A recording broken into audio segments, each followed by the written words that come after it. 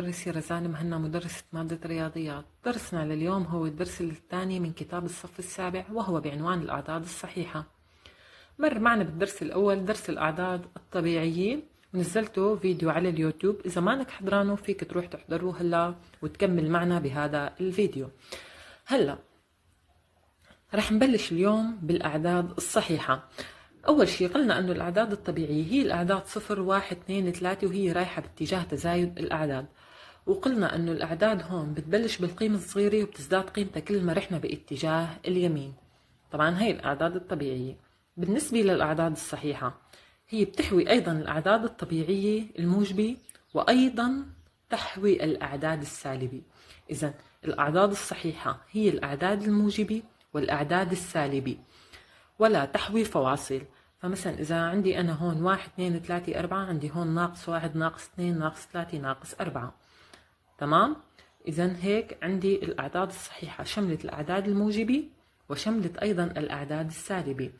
بنلاحظ إنه هون كمان بتزداد عندي قيمة الأعداد كل ما مشيت بهالاتجاه اللي هو اتجاه اليمين. فعندي الناقص 6 أصغر من الناقص 1، والناقص 5 أصغر من الناقص 1، الناقص 4 أصغر من الناقص 1. فكل ما مشيت باتجاه اليسار بتنقص قيمة الأعداد، وكل ما مشيت باتجاه اليمين بتتزايد عندي قيمة الأعداد. فهون عندي بنلاحظ إنه الصفر أكبر من أي عدد سالب وأصغر من أي عدد موجب. تمام؟ إذا الصفر أكبر من أي عدد سالب وأصغر من أي عدد موجب. وتزداد قيمة الأعداد كل ما مشينا من اليسار لليمين، ولما بمشي من اليمين لليسار تتناقص قيمة الأعداد. وأنا لما بقول عن عدد إنه هو موجب تماما، يعني هو أكبر من الصفر، ما باخذ الصفر. إذا لما بقول عن عدد إنه موجب تماما، يعني أنا عم قول عن العدد إنه أكبر من الصفر تماما، يعني ما في صفر. وبالنسبة للسالب نفس الشيء، كل عدد سالب تماما هو عدد أصغر من الصفر. هيك بنكون تعرفنا على الأعداد الصحيحة. بس في فكرة لازم أوضحها قبل ما هي فكرة لبعدين، بس أنا رح أوضحها من هلا. إذا أخذت أنا الواحد وقلت لك شو معاكس الواحد، بتقلي ناقص واحد. إذا قلت لك شو معاكس 2، ناقص 2. معاكس 3، ناقص 3. إذا وبيكون الصفر واقع على منتصف القطعة المستقيمة الواصلة بين 3 والناقص 3. تمام؟ إذا معكوس الأربعة ناقص 4. هي إذا أخذت على هذا المحور. هلا بانطلاقة نشطة رح نبلش. ما يقلي هون أخفض درجة حرارة مسجلة بين الإجابات هي 0 10 ناقص 5. أي الاختيار الصحيح؟ الاختيار الصحيح هو ناقص 5. إذا أخفض درجة حرارة ناقص 5، أصغر قيمة عندي إياها هي الناقص 5. ما يقلي على المستقيم المدرج الآتي فاصلة النقطة M هي. وين النقطة M؟ ليكا شو فاصلتها؟ منبلش من عند الصفر، كونه عم نعد باتجاه اليسار من عند الصفر، فمنعد أعداد سالبة. فنقول ناقص 1 ناقص 2. إذا الام عند الناقص 2. لو كنت عم عد هيك باتجاه اليمين كنت رح قول 1 2. فكونه أنا عندي عدد سالب رح أمشي باتجاه اليسار، قول ناقص 1 ناقص 2. إذا هون بعد بالناقص، هون بعد بالزائد. إذا أنا عندي الام على يسار الصفر، فبعد ناقص 1 ناقص 2. إذا إحداثياتها ناقص 2. هلا بنيجي هون ما يقلي بعد جي عن المبدأ O على هالمستقيم، كمان جي على يسار الصفر، فبعد كمان بالناقص. ناقص 1 ناقص 2 ناقص، أنا عندي الناقص 3. فالاختيار الصحيح هو ناقص 3، الاختيار ب. بجمع الأعداد الصحيحة، أول شيء عيطيك فكرة هو عن العدد ومعاكسه. عم يقلي على محور الأعداد. نقول أن عددان متعاكسان إذا وقع الصفر، يعني المبدأ في منتصف القطعة المستقيمة الواصلة بينهما، فمثلا مثل عندي أنا هون 3 وناقص 3 مستقيمي. بلاحظ انه الصفر بيوقع بمنتصف القطعة بين الناقص 3 والثلاثة، فبقول انه ناقص 3 والناقص 3 معاكسة 3. تمام. طبعا انا لما بدي اجمع عدد ما معكوسه رح يكون الناتج صفر. مثلا زائد 3 وناقص 3 صفر، ناقص 8 وزائد 8 صفر، ناقص مليون وزائد مليون صفر، وهيك وأنا رايحة جمع. بتمنى أنك تركز مزبوط معي بالجمع. هلا الجمع عندي أنا الجمع باستخدام مستقيم الأعداد والجمع الجبري. هلا الجمع باستخدام مستقيم الأعداد هو بيفيدك على تخيل الفكرة، بس الجمع باستخدام قواعد الجبر هو الأساس اللي رح نعتمده فيما بعد. فهلا أول شيء حتى نوضح الفكرة خلينا نستخدم مستقيم الأعداد لتوضيح عملية الجمع بالأعداد الصحيحة.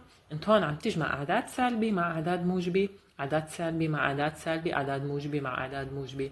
وهلا رح نبلش بأول حالة حط لك إياها اللي هي ناقص 5 وزائد 3. أنا بلشت بالناقص 5. ناقص 5 بمشي 5 خطوات لورا من عند الصفر.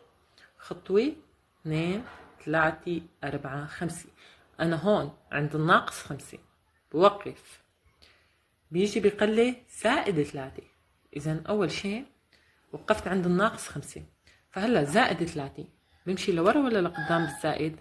بالزائد بمشي لقدام، برجع من نفس الموقع بمشي 3 خطوات لقدام. 1 2 3. وين صرت أنا؟ عند الناقص 2. إذا ناقص 5 مشيت 5 خطوات لورا وقفت، زائد 3 رجعت مشيت 3 خطوات لقدام صرت عند الناقص 2. فالجواب ناقص 5 وزائد 3 هو ناقص 2. هلا عندي ناقص 2 وناقص 3. ناقص 2 وناقص 3 هلا رح نشوف. عندي ناقص 2 معناتها بمشي على يسار الصفر لأنه الأعداد سالبة. ببلش ناقص 1 ناقص 2. كمان عم يقلي ناقص 3. إذا أول شي وقفت عند الناقص 2 برجع بمشي 3 خطوات لورا كمان لأنه عندي ناقص 3. 1 2 3. إذا صرت عند الناقص 5. إذا ناقص 2 ناقص 3 صرت عند الناقص 5. إذا الجواب هو ناقص 5. إذا لما بيكون عندي عدد موجب بمشي لقدام، ولما بيكون عندي عدد سالب بمشي لورا. عم يقلي أول قاعدة من قواعد الجمع: عند جمع عددين من إشارة واحدة نجمع بعدهما عن الصفر ثم نرفق الناتج بالإشارة المشتركة. يعني أنا لما بيكون عندي عددين مثل هون إلهن إشارة وحدة بحط الإشارة نفسها وبجمع العددين. تمام؟ يعني حطيت الإشارة نفسها هون سالبة وجمعت 2 زائد 3. أما عم يقلي بالحالة الثانية عندما نجمع عددين من إشارتين مختلفتين نطرح بعد أقربهما عن الصفر من بعد الآخر ثم نرفق بالناتج بالإشارة الأبعد. شو يعني هالحكي؟ يعني أنا عندي عددين إلن إشارات مختلفة، بحط الأبعد عن الصفر يعني العدد الكبير بحط إشارته وبطرح. العدد الكبير مين؟ 5. حطيت إشارته وبقول 5 ناقص 3 2. يعني بنستخلص الفكرة إنه أنا لما بيكون عندي عددين مختلفين بالإشارة بحط إشارة الأكبر وبطرح اللي هو 5. حطيت إشارته وقمت بعملية الطرح. 5 زائد ناقص 3. لما بيكون عندي عددين إلن الإشارة نفسها بحط الإشارة نفسها وبجمع. إذا الإشارة مختلفة بحط إشارة الأكبر وبطرح، الإشارة نفسها بحط الإشارة نفسها وبجمع. فهون عيتيني أمثلة ما يقلي زائد 8 وناقص 11. بيجي أنا أول شيء أنا عندي إشارات مختلفة معناتها أنا أمام عملية طرح. فشو بعمل؟ بقول 11 ناقص 8 3 وبحط إشارة العدد الكبير اللي هي ناقص، فبصير عندي جواب ناقص 3. بالحالة الثانية عم يقلي ناقص 13 وناقص 15. عندي الإشارة نفسها، أنا أمام عملية جمع. إذا بس يكون عندي الإشارة نفسها للعددين بجمع 13 زائد 5 18 وبحط الإشارة نفسها اللي هي سالبة هون جنبها. إذا صار الجواب ناقص 18. إذا عددين إلن الإشارة نفسها بحط الإشارة نفسها وبجمع. هلا عم يقلي بعض الخواص انه انا لما بيكون عندي مثلا اقواس بعملية الجمع فيني بستغنى عنها. فمثلا انا ناقص 5 وزائد 8 فيني بكتبها سلفا ناقص 5 وزائد 8 بهذا الشكل. طبعا بعملية الجمع انا عم بحكي مثلا ناقص 15 وناقص 3 فيني بحطها مباشر هيك. مثلا إذا كان عندي عدد موجب ببداية العملية في أنا بستغنى عن إشارة الزائد، أو بشكل عام العدد اللي ما له إشارة هو عدد موجب. مثلا مثل هون هي تقرأ زائد 9 ناقص 11. فمثلا عندي هون 9 ناقص 11، هون عندي عددين مختلفين بالإشارة، يعني زائد 9 وناقص 11.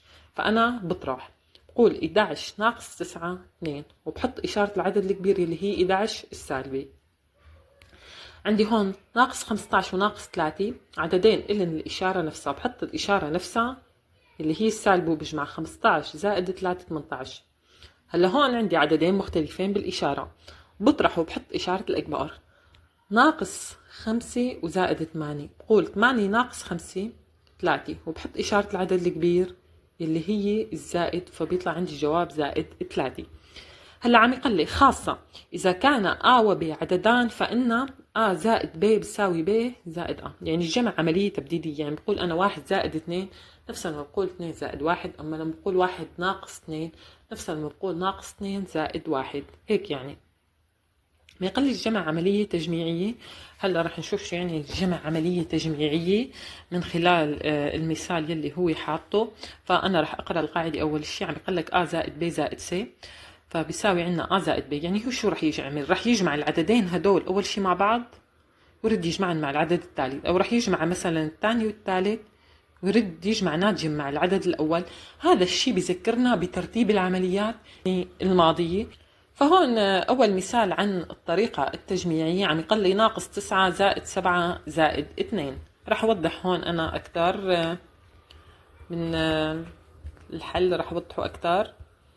عم يقلي ناقص 9 زائد 7 زائد 2. أنا شو رح أعمل؟ أول شي رح أجمع الأعداد الموجبة مع بعض، رح أترك العدد السالب مثل ما هو، براعي ترتيب العمليات. هلا هون بجمع هالعددين بس مع بعض، عددين إلن الإشارة نفسها بحط الإشارة نفسها وبجمع. زائد 7 وزائد 2 زائد 9 الجواب. بس هون شو طلع عندي؟ طلع عندي عددين متعاكسين بالإشارة، العدد نفسه متعاكس بالإشارة، فالجواب رح يكون 0، يعني عدد مع معكوسه. تمام؟ إذا شو عملت هون؟ جمعت الأعداد الموجبة مع بعض.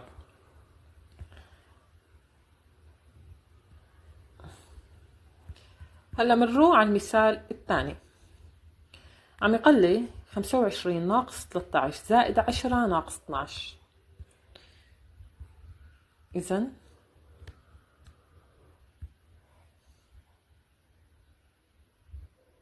25 ناقص 13 زائد 10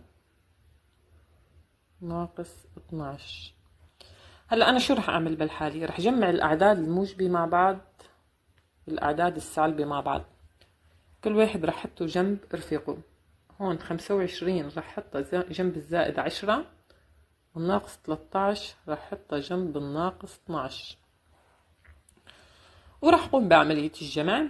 25 زائد 10 عددين إلن الإشارة نفسها، بحط الإشارة نفسها وبجمع. 25 زائد 10 35.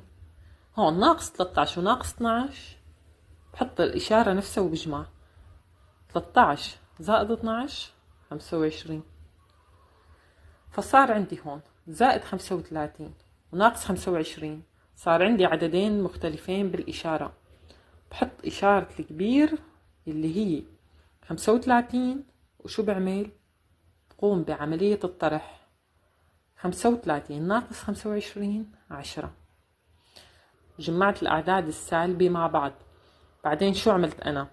بعد ما جمعت الأعداد الموجبة جمعتها مع بعض طلعت معي زائد 35. جمعت الأعداد السالبة طلعت ناقص 25. بعد ما حطيت الإشارة نفسها هون يلي هي السالبة، بعدين طلع عندي بالمرحلة الثالثة إنه عدد موجب وعدد سالب، فأنا هون عندي إشارات مختلفة، فبطرحه بإشارة الزائد واللي هي إشارة العدد الكبير.